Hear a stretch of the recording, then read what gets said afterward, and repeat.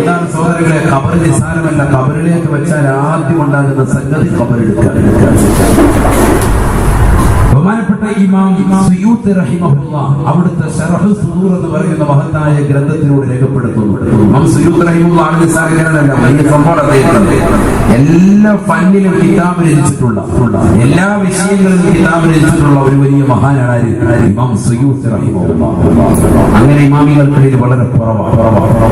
ലക്ഷത്തിൽ പരം ഹദീസുകൾ മനഃപ്പാടമുള്ള വ്യക്തിയാണ്. സുയൂത്തി ഇമാം റളിയല്ലാഹു അൻഹു വലിയ മഹാനാണ്. ഇമാം സുയൂത്തി റളിയല്ലാഹു അൻഹു പറയുന്നു, അല്ലാഹുവിന്റെ റസൂൽ സല്ലല്ലാഹു അലൈഹി വസല്ലമ തങ്ങളുടെ മക്കളെയും സഹാബത്തിനെയും സഅദ് ഇബ്നു മുആദ് റളിയല്ലാഹു അൻഹു പോലെയുള്ള സഹാബത്തിനെയും അത്തരത്തിലുള്ള സച്ചരിതരാകുന്ന ആളുകളെയും ഖബറെടുക്കുമ്പോൾ കേൾക്കുമ്പോൾ നിങ്ങൾ തെറ്റിദ്ധരിക്കരുത്. അവരുടെ ശരീരത്തിന്റെ വാരിയല്ലുകൾ കോർത്തിട്ടോ അവരുടെ തലച്ചോറ് പൊട്ടിത്തെറിപ്പിക്കുന്ന രീതിയിലോ അല്ലെങ്കിൽ അസ്ഥിപഞ്ജരങ്ങൾക്ക് കോട്ടം സംഭവിക്കുന്ന രീതിയിലോ അല്ല ഖബറെടുക്കുന്നത്. പിന്നെയോ അവർക്ക് രണ്ട് ഖബറിന്റെ ഭാഗം വന്ന് ചുംബിച്ചിട്ടങ്ങ് തിരിച്ചു പോകുമെന്ന് ഇമാം സുയൂത്തി റഹിമഹുല്ലാഹ്. എന്നാൽ നിബിധങ്ങൾ അങ്ങനെ പറഞ്ഞ നിബിധങ്ങൾ പറഞ്ഞെന്താ? ഖബർ വായിന്ന് കോർത്തൊന്നും നബി പറഞ്ഞില്ല. ലഖദ് സമിഅതു ലഗ്തതൻ മിനൽ ഖബർ. ഖബർ ഇടുക്കുന്ന ഒരു ശബ്ദം ഞാൻ എന്റെ കർണമുടം കൊണ്ട് കേട്ടു. അതിന്റെ ഭീകരതയെ നിബിധങ്ങൾ ഉണർത്തിയിടാം. എത്രത്തോളം കേട്ടു? കിഴക്കിന്റെയും പടിഞ്ഞാറിന്റെയും ചക്രവാളങ്ങളെ ഭേദിക്കുമാറുണ്ടായിരുന്നു അതിന്റെ ശബ്ദമെന്ന് മുഹമ്മദ് റസൂലുള്ളാഹി. മനുഷ്യരും ചിഹ്നമൊഴിക ബാക്കിയുള്ള സർവ്വ ജീവജാലങ്ങളും ആ ശബ്ദം കേട്ടിട്ടുണ്ട് എന്ന് ഹബീബ് റസൂലുള്ളാഹി. മനുഷ്യരും ചിഹ്നമെങ്ങാനും ആ ശബ്ദം കേൾക്കുമായിരുന്നെങ്കിൽ അവർ ബോധരഹിതരായി വീഴുമെന്നും ഹബീബ് റസൂലുള്ളാഹി. നടക്കുന്ന സംഭവം വല്ലാത്തൊരു ശബ്ദമായി നിങ്ങൾ പറയുന്നു. വല്ലാത്തൊരു ഭീകരമായ ശബ്ദം, ഖബറെടുക്കുന്ന ശബ്ദം ഞാൻ കേട്ടുപോയി ഹബീബ് റസൂലുള്ളാഹി. പക്ഷേ ഇമാം സുയൂത്തി റഹിമഹുല്ലാഹ് തന്നെ പറയുന്നു, ബിദ്അത്തിന്റെ ആളുകൾ, മൗലിദിനെ എതിർക്കുന്നവർ, റാഗീബിനെ എതിർക്കുന്നവർ, ബിദ്അത്തിന്റെ ആളുകൾ, മുനാഫിഖുകൾ, കപട വിശ്വാസികൾ, അത്തരത്തിലുള്ള ആളുകളെ ഖിയാമത്ത് നാൾ വരെ ഖബറിങ്ങനെ ഇടുക്കിക്കൊണ്ടിരിക്കും ഇമാം സുയൂത്തി റഹിമഹുല്ലാഹ്. അല്ലാഹു നമ്മളെ കാത്തുരക്ഷിക്കട്ടെ. ഇമാം സുയൂത്തി റളിയല്ലാഹു അൻഹു സാന്ദ്രമായിട്ട് ഒരു കാര്യം ഓർമ്മപ്പെടുത്താൻ, അദ്ദേഹത്തോട് ചോദിക്കപ്പെട്ടു, മൗലിദ് മദ്ഹ് തെറ്റ് ചെയ്യുന്ന ഒരു വ്യക്തിക്ക് ഓതാൻ പറ്റുമോ? നല്ല ചോദ്യമാണ്. ശ്രമിക്കുക, നല്ലതുപോലെ ശ്രമിക്കുക. തെറ്റ് ചെയ്യുന്ന ഒരു വ്യക്തിക്ക് മൗലിദ് ഓതാൻ പറ്റുമോ? അവിടെ എപ്പോഴും തെറ്റിൽ വ്യാപൃതനാണ് അദ്ദേഹം. ഇപ്പൊ സിനിമ കാണുന്നവരുണ്ട്, സീരിയൽ കാണുന്നവരുണ്ട്, അങ്ങനെ ചെയ്തുകൊണ്ടിരിക്കുന്നവർ എന്ത് തോന്നുന്നുണ്ട്? മൗലിദ് വരുമ്പോൾ പള്ളിക്ക് കയറുന്ന മൗലിദ് തോന്നുന്നുണ്ട്, വീട്ടിൽ വരുന്ന മൗലിദ് തോന്നുന്നുണ്ട്, സീരിയൽ റാഹത്തായിട്ട് അടിക്കുന്നുണ്ട്. അപ്പൊ ഇതാരാണ്? അവരുടെ മൗലിദ് സ്വീകരിക്കൂ? ആരോട് ചോദിക്കാണ്ട്? ഇമാം സുയൂത്തി റഹിമഹുല്ലാഹ്. അപ്പൊ അദ്ദേഹം അതിന് മറുപടി കൊടുത്തു, അവരിൽ നിന്ന് സ്വീകരിക്കും. അപ്പൊ വീണ്ടും ചോദ്യം, വൈകാന താരിഖ സ്വലാത്ത്, അദ്ദേഹം നമസ്കാരം ഉപേക്ഷിക്കുമെങ്കിലും സ്വീകരിക്കും. ശ്രദ്ധിക്കണം, ഇവിടെ ശ്രദ്ധിക്കും. നമസ്കാരം ഉപേക്ഷിച്ച ആളാണെങ്കിലും അദ്ദേഹത്തിന്റെ അടുക്കൽ നിന്ന് റസൂലുള്ളാഹി സ്വല്ലല്ലാഹു അലൈഹി വസല്ലമ തങ്ങളുടെ പേരിലുള്ള മദ്ഹ് ചൊല്ലിയാൽ സ്വീകരിക്കപ്പെടുമോ? വീണ്ടും ഇതിന്റെ അർത്ഥം നാളെ മുതൽ നമസ്കാരം നിർത്തിയിട്ട് മൗലിദ് മാത്രം ഒന്നുമൊന്നും അർത്ഥത്തിലല്ല. മറിച്ച് നമ്മളിൽ എത്ര ആളുകളുണ്ട് നമസ്കാരം ശരിയാവണം ഉണ്ടാവില്ല. അവര് റമദാൻ വരുമ്പോൾ കൃത്യമായിട്ടുണ്ടാവും, പള്ളി തന്നെ ഉണ്ടാവും, അത് കഴിഞ്ഞാൽ വീണ്ടും പുറപ്പെട്ടു. അതുപോലെ തന്നെ എത്ര ആളുകൾ നമസ്കാരം ചിട്ടവെക്കാത്ത എത്ര ആളുകൾ ഇതിൽ പങ്കെടുത്തിട്ടുണ്ടാവും, മൗലിദിൽ പങ്കെടുത്തിട്ടുണ്ടാവും, നിബിധനോടുള്ള നിബിധനത്തിന്റെ ആ ദിവസത്തിൽ അവർ റാലിയിൽ പങ്കെടുത്തിട്ടുണ്ടാവും, അതിന് ചീരണി വിതരണം ചെയ്യുന്നതിൽ പങ്കെടുത്തിട്ടുണ്ടാകും. അങ്ങനെ ഒരു മോമിനായ മനുഷ്യനാണ് കേട്ടോ. ശ്രദ്ധിക്കണം, ഈമാനുള്ള ഒരു വ്യക്തി, അള്ളാഹുവിലും അവന്റെ റസൂലിലൊക്കെ വിശ്വാസമുള്ള ഒരു വ്യക്തിയാണ്, പക്ഷെ തെറ്റിൽ വ്യാപൃതനായ വ്യക്തിയാണ് അദ്ദേഹം. നമസ്കാരം ഉപേക്ഷിച്ചെങ്കിലും അദ്ദേഹത്തിൽ നിന്ന് മദ്ഹ് സ്വീകരിക്കപ്പെടുമോ? അദ്ദേഹം വീണ്ടും മറുപടി കൊടുത്തു, അവനിൽ നിന്നും സ്വീകരിക്കപ്പെടും. വൈകാന താരിഖ സ്വലാത്ത്, നമസ്കാരം ഉപേക്ഷിച്ചവനാണെങ്കിൽ കൂടി അവനിൽ നിന്ന് സ്വീകരിക്കപ്പെടും. എന്തേ കാരണം? ലഅല്ലല്ലാഹു അൻ യഗ്ഫിറ ലഹു ബിമദ്ഹി നബിയിൽ മുസ്തഫ സല്ലല്ലാഹു അലൈഹി വസല്ലം. അദ്ദേഹം തന്നെ രേഖപ്പെടുത്തട്ടെ, അല്ലാഹുവിന്റെ റസൂൽ സല്ലല്ലാഹു അലൈഹി വസല്ലം തങ്ങളുടെ മദ്ഹ് ചൊല്ലിയതിന്റെ പേരിൽ, മൗലിദിന്റെ സദസ്സിൽ പങ്കെടുത്തതിന്റെ പേരിൽ ഒരുപക്ഷെ അല്ലാഹു അവന് പാപങ്ങൾ പുറത്തു കൊടുത്തേക്കാം. പാപങ്ങളെന്ന് ചെയ്തൊക്കെ പുറത്തു കൊടുത്തേക്കാം എന്ന് വരെ ബഹുമാനപ്പെട്ട ഇമാം സിയൂത്തി റളിയല്ലാഹു അൻഹു രേഖപ്പെടുത്തിയിട്ടുണ്ട്. ഇതിനർത്ഥം നിസ്കാരം വേണ്ട, മൗലിദ് മാത്രം മതി എന്ന അർത്ഥത്തിലല്ല. നിസ്കാരം നമുക്ക് ഫർളായ സംഗതിയാണത്, ചെയ്തേ പറ്റേ. അതുപോലെ നിർബന്ധമായ സംഗതിയാണ് നിബിധങ്ങളുടെ പേര് സ്വലാത്ത് ചെല്ലുക എന്നുള്ളത്. കാരണം കൽപ്പന ക്രിയയാണല്ലോ സല്ലു അലൈഹി വസല്ലിമു തസ്ലീമ എന്നാണ്. നിങ്ങൾ നബി സല്ലല്ലാഹു അലൈഹി വസല്ലം തങ്ങളുടെ മേലെ സ്വലാത്ത് സലാമുകൾ ചൊല്ലണേ, സല്ലു നിങ്ങൾ ചൊല്ലണേ എന്നുള്ളത് ഒരു കൽപ്പന ക്രിയ. അൽ അംറു ഹഖീഖത്തൻ ലിൽ വുജൂബ്. ബഹുമാനപ്പെട്ട താജുദ്ദീൻ സുബ്കി റഹിമഹുല്ലാഹ് ജംഉൽ ജവാമി എന്ന നിദാന ശാസ്ത്ര ഗ്രന്ഥത്തിൽ രേഖപ്പെടുത്തിയത് അങ്ങനെയാണ്. കൽപ്പന ക്രിയ ഖുർആനിൽ വന്നാൽ അത് നിർബന്ധത്തെ കുറിക്കുന്നതാണ്. സല്ലു നിങ്ങൾ ചൊല്ലണേ എന്ന് പറഞ്ഞാൽ അത് നിർബന്ധമായിട്ടും ചെയ്യേണ്ട സംഗതിയാണ്. അപ്പൊ അതുകൊണ്ടാണ് ഒരു നിർബന്ധമായ ഘടകമാണ്. അള്ളാഹു മനസ്സിലാക്കാൻ നോക്കിക്കുന്നത്. അപ്പൊ ഞാൻ ഓർമ്മപ്പെടുത്തിയത് അത്തരത്തിലുള്ള കാര്യങ്ങൾ പോലും വിശദീകരിച്ചതാകുന്ന ഇമാം സയ്യൂദ് റഹിമഹുല്ലാഹ് അവിടുത്തെ ശറഹ് സദൂർ എന്ന് പറയുന്ന ഗ്രന്ഥത്തിലൂടെ രേഖപ്പെടുത്തുന്നു. ബിദ്അത്തിന്റെ ആളുകൾ, മുനാഫിഖുകൾ, കപടവിശ്വാസികളാകുന്ന ആളുകളെ ഖിയാമത്ത് നാൾ വരെ ഖബറിങ്ങനെ എടുക്കുമ്പോഴോ ശരീരത്തിലെ അസ്ഥിപഞ്ജരങ്ങൾക്ക് പൊട്ട സംഭവിക്കും, വാരിയലുകൾ കോർക്കപ്പെടും, തലച്ചോറ് പൊട്ടിച്ചെതറും, വീണ്ടും അവന്റെ ശരീരത്തിലേക്ക് ആത്മാവ് നൽകപ്പെടും, വീണ്ടും അവന്റെ ശരീരത്തെ അങ്ങോട്ടും ഇങ്ങോട്ടും രണ്ട് ഭാഗങ്ങൾ വന്നുകൊണ്ട് ഇടുക്കിക്കളയും, വീണ്ടും തലച്ചോറ് പൊട്ടിപ്പിള്ളരും, വീണ്ടും പഴയ പുറത്തിലേക്ക് രൂപം ഇടപെടും, വീണ്ടും അവനെ ശരീരത്തിന്റെ അസ്ഥിപഞ്ജരങ്ങൾക്ക് കോട്ടം സംഭവിക്കുമാറ് കബറിടിക്ക് കളയും. ഇങ്ങനെ ഖിയാമത്ത് നാൾ വരെ ഇടുക്കിക്കൊണ്ടിരിക്കുമെന്നും ഹബീബ് റസൂലുള്ളാഹി. അതുകൊണ്ട് നബിതങ്ങളെ എതിർക്കുകയും മൗലിദിനെ എതിർക്കുകയും അതൊക്കെ ശിർക്കാണെന്ന് പറയുക ചെയ്യുന്ന ആരെങ്കിലും ഒക്കെ സഹോദരങ്ങൾ എന്റെ ശബ്ദം ശ്രമിക്കുന്നുണ്ടെങ്കിൽ ഒരിക്കലും അത് നിൽക്കരുത്, തൗബ ചെയ്ത് മടങ്ങണം. കാരണം നബി സല്ലല്ലാഹു അലൈഹി വസല്ലം തങ്ങളുടെ മദഹിലൂടെയാണ് ഈ ലോകം തന്നെ നിലനിൽക്കുന്നത്. അല്ലാഹു തൗഫീഖ് നൽകട്ടെ, മനസ്സിലാക്കാൻ തൗഫീഖ് നൽകട്ടെ. ഇപ്പൊ ഇത്രയും നമ്മൾ പഠിച്ചു. എന്താണ് ഇപ്പൊ പറഞ്ഞത്? ഖബർ എടുക്കും, എല്ലാവരും എടുക്കും. ഫവല്ലാഹി ഇന്നലിൽ ഖബരി ലഖദതൻ ലൗ നജാ അഹദും മിൻ ലഖദത്തിൽ ഖബരി ലനജാ സഅദ് ബിൻ മുആദ്. നിശ്ചയം ഖബറിന് ഇടുക്കമുണ്ടെന്ന് പഠിപ്പിച്ച പ്രവാചകൻ പറയുന്നു, ആ ഖബറിന്റെ ഇടുക്കത്തിൽ നിന്ന് ഒരാളും രക്ഷപ്പെട്ടിട്ടില്ല. രക്ഷപ്പെടുമായിരുന്നെങ്കിൽ സഅദ് ബിൻ മുആദ് റളിയല്ലാഹു അൻഹു രക്ഷപ്പെടണം എന്ന് പറഞ്ഞ പ്രവാചകൻ തന്നെ പറയുന്നു, ഒരാൾ രക്ഷപ്പെട്ടിട്ടുണ്ട്, ഒരാൾ രക്ഷപ്പെട്ടിട്ടുണ്ട്. പഠിക്കണ്ടേ? നമുക്ക് പഠിക്കണ്ടേ? കൈവയ്ക്കുന്ന പുരുഷന്മാര് പഠിക്കേണ്ടവരെന്ന് കൈവയ്ക്കും. അൽഹംദുലില്ലാഹ്, അല്ലാഹു സ്വീകരിക്കട്ടെ, അല്ലാഹു നമ്മളെ സ്വീകരിക്കട്ടെ. ഒരാൾ രക്ഷപ്പെട്ടിട്ടുണ്ട്. അതാരെന്നറിയില്ലേ? അതൊരു പെണ്ണാണ്, അതൊരു മഹദിയാണ്. ഫാത്തിമ ബിൻത് അസദ് റളിയല്ലാഹു അൻഹ. ഫാത്തിമ ബിൻത് അസദ് റളിയല്ലാഹു അൻഹ അല്ലാഹുവിന്റെ റസൂലിന്റെ മകൾ ഫാത്തിമയല്ല, പിന്നെ അസദിന്റെ മകൾ ഫാത്തിമ, അബൂ ത്വാലിബിന്റെ ഭാര്യ, നബി തങ്ങളുടെ മൂത്തുമ്മ, നബി സല്ലല്ലാഹു അലൈഹി വസല്ലം തങ്ങളുടെ മൂത്താപ്പയിലെ അബൂ ത്വാലിബ്, അദ്ദേഹത്തിന്റെ ഭാര്യയാണ് ഫാത്തിമ ബിൻത് അസദ് റളിയല്ലാഹു അൻഹ. അവരുടെ മകളാണ് ബഹുമാനപ്പെട്ട അലി റളിയല്ലാഹു അൻഹു. ഒരുപാട് ബന്ധങ്ങളാണ്. നബി സല്ലല്ലാഹു അലൈഹി വസല്ലം തങ്ങളുടെ മൂത്തുമ്മ, മരുമകന്റെ അമ്മായിമ്മ, ഇവിടെ നിന്നുള്ള അമ്മോശം അല്ലേ? അങ്ങനെ ഒരുപാട് ബന്ധങ്ങളാണ്. എന്താണ് ഇവരുമായിട്ടുള്ള ബന്ധം? നബി സല്ലല്ലാഹു അലൈഹി വസല്ലം തങ്ങളുടെ ചെറുപ്പത്തിൽ തന്നെ നബിതങ്ങളെ ഗർഭധരിച്ചിരുന്ന സമയത്ത് തന്നെ വാപ്പ മരണപ്പെട്ടു പോയി. അത് കഴിഞ്ഞ് പിന്നീട് ആര് മരണപ്പെട്ടു പോയി? ഉമ്മ മരണപ്പെട്ടു പോയി. അതിനുശേഷം പിന്നീട് അബ്ദുൽ മുത്തലിബ് ഏറ്റെടുത്തു. അബ്ദുൽ മുത്തലിബ് 6-ാമത്തെ വയസ്സ് എത്തുന്നത് വരെ നബി സല്ലല്ലാഹു അലൈഹി വസല്ലം തങ്ങളെ നോക്കി. പിന്നീട് അവിടുന്ന് മരണപ്പെട്ടു പോയി.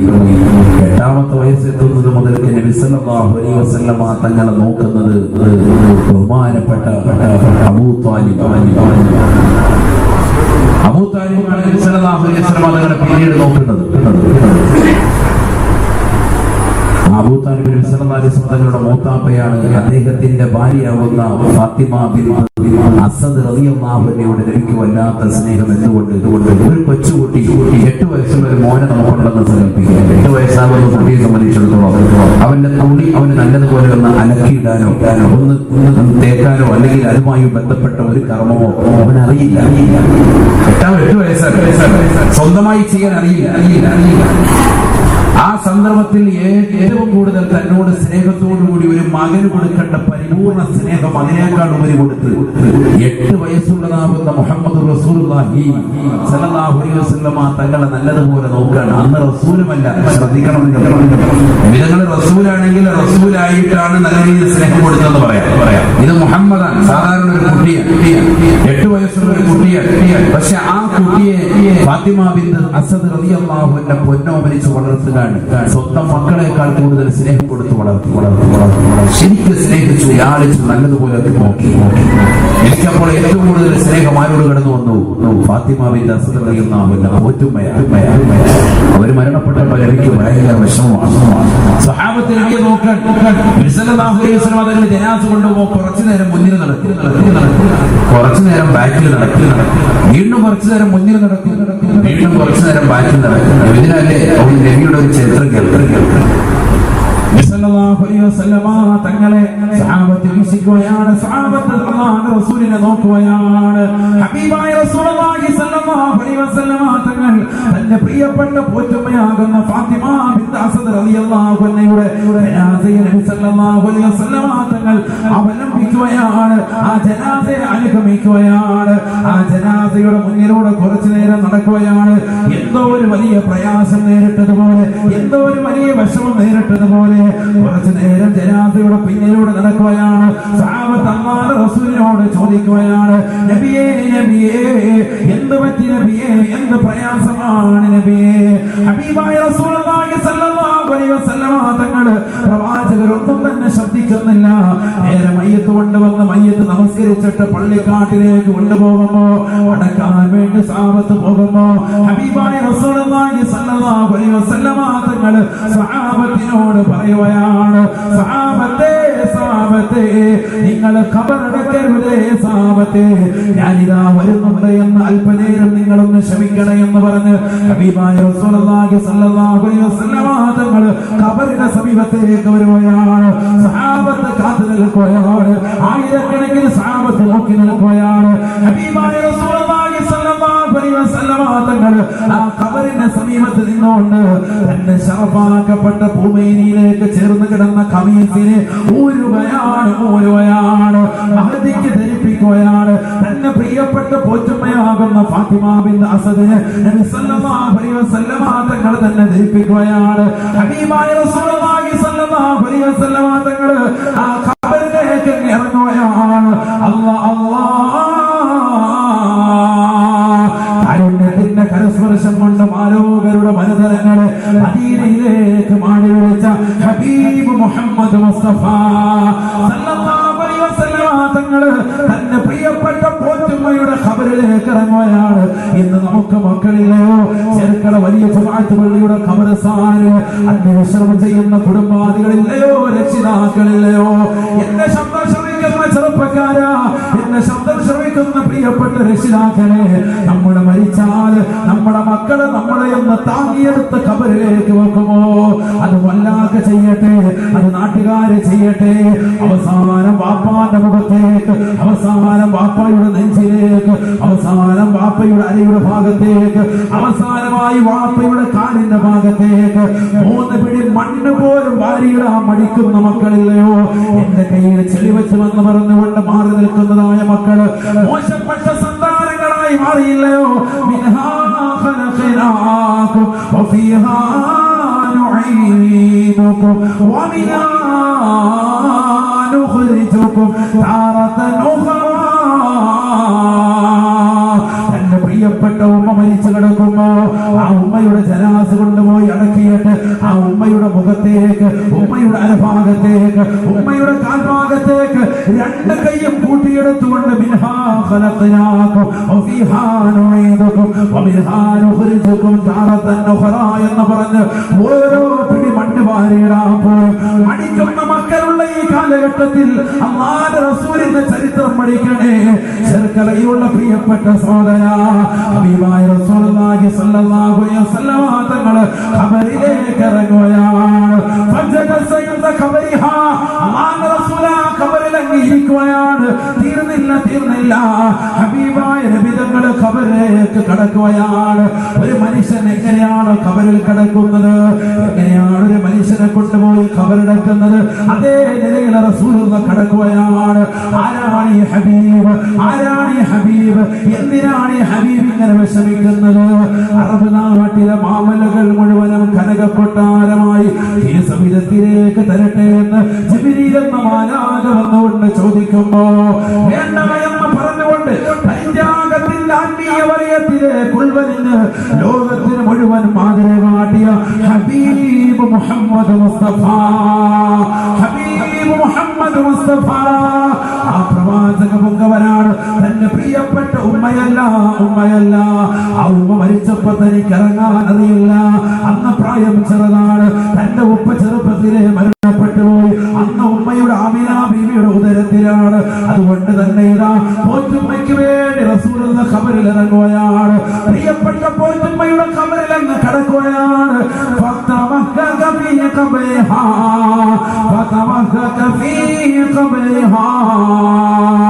ഹദീസിൽ കാണാം, ഉലമാക്കൾ രേഖപ്പെടുത്തുകയാണ്.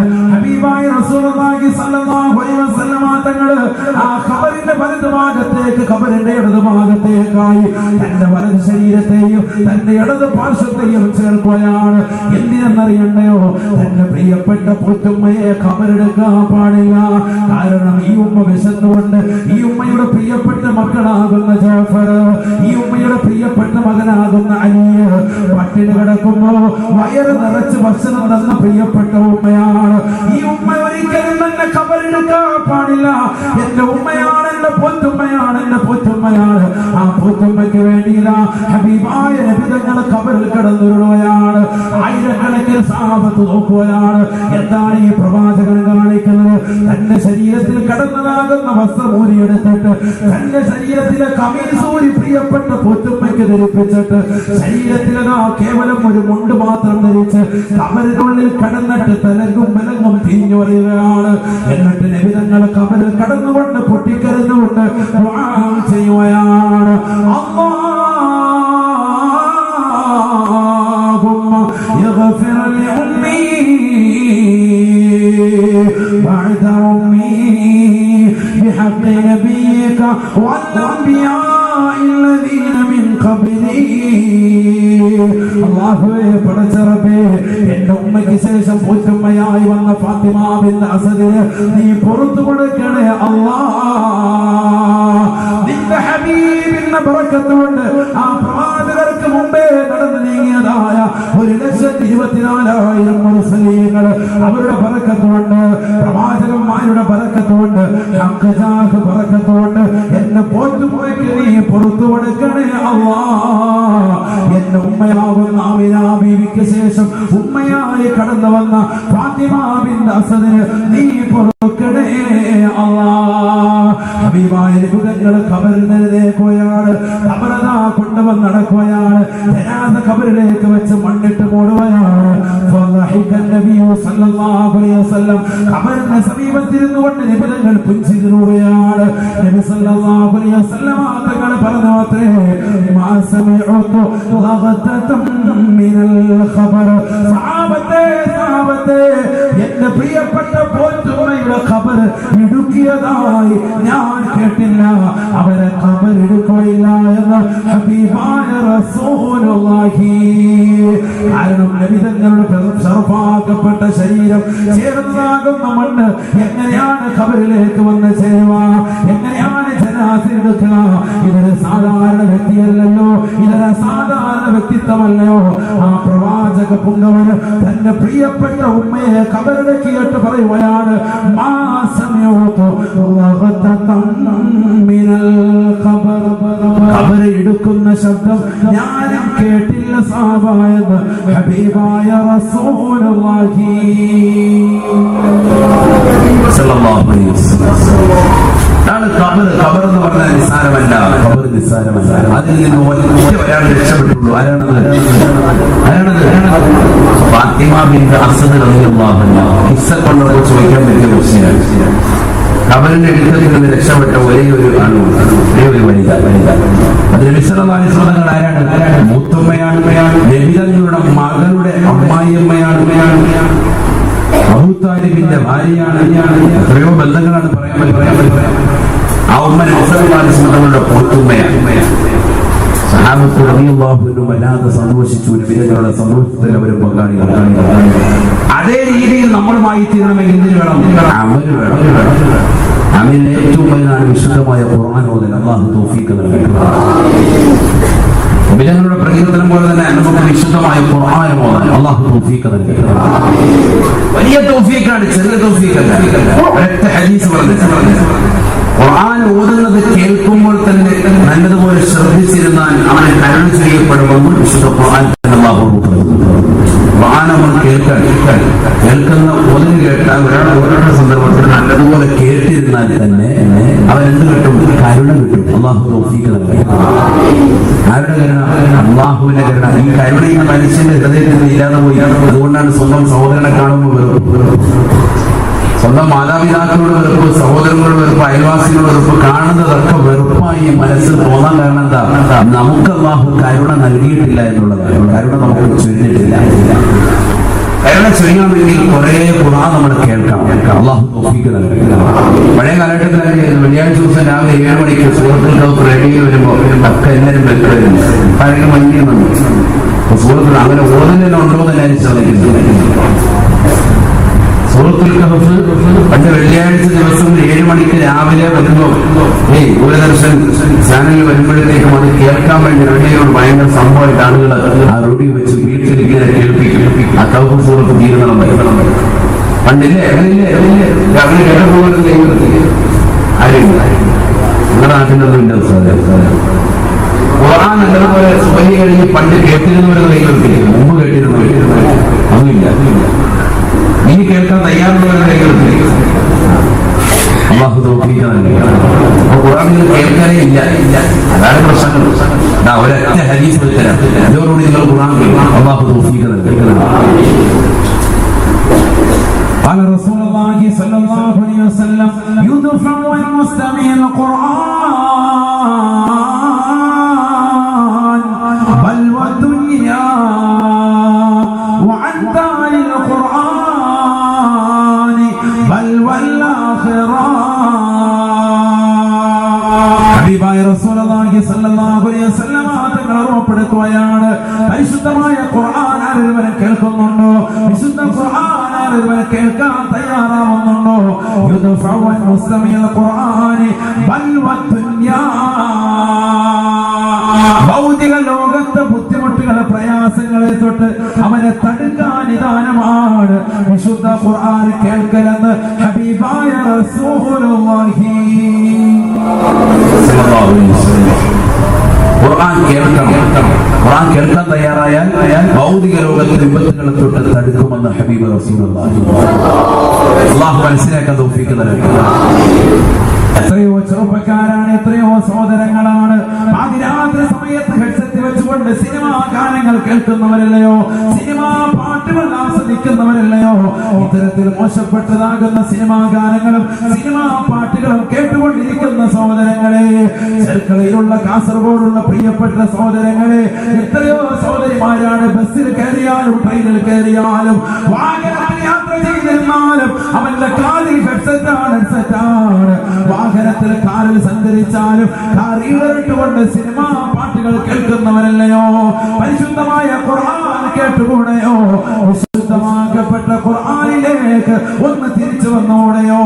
വാഹനത്തിൽ നീ യാത്ര ചെയ്യുമ്പോ സിനിമാ പാട്ടുകൾക്ക് പകരം നിന്റെ മൊബൈലിലേക്ക് വിശുദ്ധമായ ഖുർആൻ കയറ്റി വെച്ചിട്ട് ആ ഖുർആൻ ഒന്ന് കൊണ്ട് ഓക്സ് മുഖേന ഒന്ന് കണക്ട് ചെയ്തിട്ട് നീ പരിശുദ്ധമായ ഖുർആൻ ഒന്ന് കേൾക്കണേ. ആ യാത്രയിലുള്ള പല മുസീബത്തുകൾ യുദ്ഫഉൽ മുസ്തമിൽ ഖുർആൻ ബൽ വദ്ദുനിയാ. ആ യാത്രയിലുള്ളതാകുന്ന അപകടങ്ങളെ തൊട്ട് ദുരിതങ്ങളെ തൊട്ട് എല്ലാം തന്നെ കാവലാണ്. അല്ലാഹു തൗഫീഖ് നൽകട്ടെ. ഇവിടെ ഇങ്ങനെ വാഹനത്തിൽ പോയിട്ട് കോളേജ് കുട്ടികൾ ഈ അടുത്തുണ്ടായിരുന്നു ഉണ്ടായിരുന്നു. കോളേജ് കുട്ടികൾ ബസ്സിൽ പോയിട്ട് കൊക്കയിലേക്ക് മടങ്ങി. എന്താ കാര്യം? പാട്ടേതാ? ജിമിക്കി കമ്പനി പുള്ളിക്കൊണ്ട് പോയതാ. ഖുർആൻ കേട്ടിട്ട് യാത്ര ഖുർആൻ കേട്ടുകൊണ്ട് യാത്ര ചെയ്തിട്ട് അപകടമുണ്ടായ ഒരാളെ നിങ്ങൾക്ക് കാണിച്ചു തരാൻ പറ്റും. ഖുർആൻ കാസറ്റ് ഇട്ടിട്ട് യാത്ര ചെയ്ത് നോക്കും. എവിടെ ഭയങ്കര മൊബൈലിലെ മുഴുവൻ അശ്ലീലത നിറഞ്ഞിരിക്കുകയാണ്. പറയാതിരിക്കുന്നത് തന്നെയാണ്. ഓരോരുത്തരുടെയും എല്ലാ സഹോദരങ്ങളുടെയും ചെറുപ്പക്കാരുടെയൊക്കെ മൊബൈൽ ഒന്ന് പരിശോധിക്കണം. കൊച്ചുകുട്ടികൾക്ക് മൊബൈൽ മാതാപിതാക്കൾ വാങ്ങിച്ചു കൊടുക്കുന്നത് എന്തിനാണ്? ആ കുട്ടികളുടെ മൊബൈൽ വാങ്ങി മാതാപിതാക്കൾ ചെക്ക് ചെയ്തിട്ട് അവസാനം എന്തായി തീരുക? ഈ കുട്ടി ആരുടെയും അവിടെ ഒളിച്ചോടി, അന്യ സഹോദരന്റെ കൂടെ ഒളിച്ചോടി. അവസാനം പിന്നെ മുന്നേറുന്നത് എന്റെ മോൾ ഒളിച്ചോടി. എന്താ കാരണം? എങ്ങനെ ഒളിച്ചോടിയത്? അത് ഞാൻ വാങ്ങിച്ചു കൊടുത്തതാകുന്ന സെറ്റ് മുഖേനയാണ്. അവരതിലൂടെ എന്ത് ചെയ്യും? എല്ലാ ദിവസവും ഡെയിലി ചാറ്റിങ് നടത്തുന്നത്. അപ്പൊ ആരാ തെറ്റുകാരൻ? നമ്മൾ തന്നെ കൂടിയ മൊബൈലും മക്കൾ ഉപയോഗിക്കുന്നത് കണ്ടിട്ട് മോനെ രക്ഷപ്പെടുന്നാളെ ഇത് വാങ്ങാനുള്ള കാശി എന്ന് പോലും വാപ്പ ചോദിക്കുന്നില്ല. അത് വല്ലപോലും അല്ലെന്നില്ല. എന്നോട് അവനെ ആശ്രയിച്ചില്ല. നന്നായി ആരെങ്കിലും മൊബൈലിന് ഹയവൻ അടിച്ചോളൂ. ശ്രദ്ധിക്കുന്നില്ല. മാതാപിതാക്കൾ അശ്രദ്ധയാണ്. അവസാനം ഈ പെണ്ണോ അല്ലെങ്കിൽ ഈ സഹോദരനോ ഒളിച്ചോടി കഴിയുമ്പോ ഓടി വരാണ്. മുന്നേറെ വല്ല ചിത്രമുണ്ടോ അല്ലെങ്കിൽ തിരിച്ചു വരാൻ. ഞാൻ നമ്മുടെ അവസ്ഥ. അതുകൊണ്ട് വളരെ ശ്രദ്ധിക്കുക. അവരുടെ മൊബൈലൊക്കെ നടക്കുന്നത് ചെക്ക് ചെയ്യണം. മാതാപിതാക്കൾ മക്കളുടെ അത്തരത്തിലുള്ള ബന്ധം വരണം. അല്ലാതെ മക്കൾ വന്നു കഴിഞ്ഞാൽ മക്കളെ ഭക്ഷണം കഴിച്ച് പോയി കടന്നു അങ്ങനെ പാടില്ല. അവർ വിളിച്ചവരുടെ മൊബൈൽ ചെക്ക് ചെയ്യണം. നല്ല രീതിയിൽ അവരെ തർബിയത്ത് ചെയ്യണം. അല്ലാഹു തൗഫീഖ് നൽകട്ടെ. അതിൽ അശ്ലീലതകളാണ്, സിനിമാ പാട്ടുകളാണ്, സിനിമാ ഗാനങ്ങളാണ്, വീഡിയോ കൊണ്ട് പല സിനിമകളും അപ്ലോഡ് ചെയ്ത് വെച്ചിരിക്കുകയാണ്. ഇറങ്ങിയ പുതിയ പടങ്ങൾ വരെ അവതരിപ്പിക്കാൻ അതിൽ അപ്ലോഡ് ചെയ്ത് വെച്ചിരിക്കുകയാണ്. രാത്രി ഹെഡ്സെറ്റ് വെച്ചിട്ടാണ്. അവരുടെ നെറ്റിലും ഒക്കെ ഉള്ളതും അത് തന്നെയാണ്. അതുകൊണ്ട് ആ മക്കളെ നല്ല രീതിയിലേക്ക് നേർവഴിയിലേക്ക് കൊണ്ടുവരണം. അവര് ഖുർആൻ കേൾക്കട്ടെ, നല്ലൊരു സൂറത്ത് അവരത് പഠിക്കട്ടെ. എന്നിട്ടത് ഹെഡ്സെറ്റ് വെച്ചുകൊണ്ട് ഞാൻ വെറുതെ ചോദിക്കാൻ, നമ്മൾ ഈ യാത്ര ചെയ്യുന്ന കാണുന്നില്ലേ? നമുക്ക് തന്നെ അറിയാം ആ ബസ്സിലും ട്രെയിനിലും ഒക്കെ ഇരിക്കുന്ന അവരെന്ത് കേൾക്കണത്. ഞാൻ പാട്ട് കേൾക്കാറ്. എല്ലാവരും ഖുർആൻ കേൾക്കുകയാണെന്ന് ഇന്ന് വരെ നമുക്ക് ബോധം വന്നിട്ടുണ്ടോ? ഒരിക്കലുമില്ല. തമാശക്ക് പറയില്ല, ഓരോരുത്തരും പറയും. ഈ ഹെഡ്സെറ്റും ഇതൊക്കെ വെച്ചുകൊണ്ട് പോകുന്നവർ അവരെന്താണ് ആസ്വദിക്കുന്നത്? സിനിമാ പാട്ട് തന്നെയാണ് ആസ്വദിക്കുന്നത്. എന്താണ് അത്? പരസ്യമായി ഒരു പടിയില്ല. ഈ കഴിഞ്ഞ ദിവസം ട്രെയിൻ യാത്രയിൽ കർണാടകയിലേക്ക് ഉത്തരങ്ങാടി സ്ഥലത്ത് പോകുന്ന സന്ദർഭത്തിൽ അന്ന് വന്നതിന് വേണ്ടി പോകുമ്പോൾ ട്രെയിനിൽ ഒരു മുസ്ലിം പെൺകുട്ടി, ഞാൻ എവിടെ ഇറങ്ങിയതെന്ന് ഞാൻ സ്റ്റോപ്പ് പറയുന്നില്ല, മുസ്ലിം പെൺകുട്ടി കോഴിക്കോട് ഇങ്ങോട്ട് വരുമ്പോഴത്തേക്കും AC കോച്ചിൽ ഒരു മടിയുമില്ലാത്ത ഒരു പെൺകുട്ടി കയറി ഇരുന്നിട്ട് ലൗഡ് സ്പീക്കറിൽ സിനിമാ പാട്ടില്ല. മോർപ്പേറ്റ് അതൊക്കെ തന്റെ അടുത്ത് മാത്രമുണ്ട്. തട്ടിട്ടൊരു പെണ്ണാണ്. കാരണം ഇപ്പോൾ പണ്ടത്തെ പോലെ AC കോച്ചിനകത്തൊക്കെ ഇത്തരത്തിലുള്ള കോമുകളാണ്. ഹേവാമാർ കണ്ണപ്പ ഹെഡ്സെറ്റ് വെച്ച് അവരവന്റെ ചെവി പൊടിച്ചാൽ പോലെ ബാക്കിയുള്ളവരും കൂടെ സിനിമാ പാട്ട് കേൾപ്പിക്കാൻ ഭയങ്കര ഓടിയെത്തി കേൾപ്പിക്കാൻ. ഇത് പെണ്ണുങ്ങൾ വരെ തുടങ്ങിയുള്ള സഹോദരങ്ങൾ എവിടെ എത്തിക്കാനും ഒരു മടിയില്ല. അവിടുത്തെ ആളുകൾ ഇപ്പോൾ അന്യ സമുദായത്തിൽപ്പെട്ടവരുണ്ട്. അവരൊക്കെ ഇങ്ങനെ നോക്കുകയാണ് ഈ പെൺകുട്ടി ഏതാണ്. ഈ പെൺകുട്ടി ഒരു മടിയില്ല. തലയിലൊക്കെ ഓടി ഇങ്ങനെ വെച്ചുകൊണ്ട് ആൾക്കാരൊക്കെ അതൊക്കെ നമ്മളെ കാണുന്നുണ്ട്. അതിനൊക്കെ വാസികളാണ്. ഒരു വിഷയമില്ല. ഞാൻ എനിക്ക് കമ്പനി അല്ലാഹു ആക്കട്ടെ.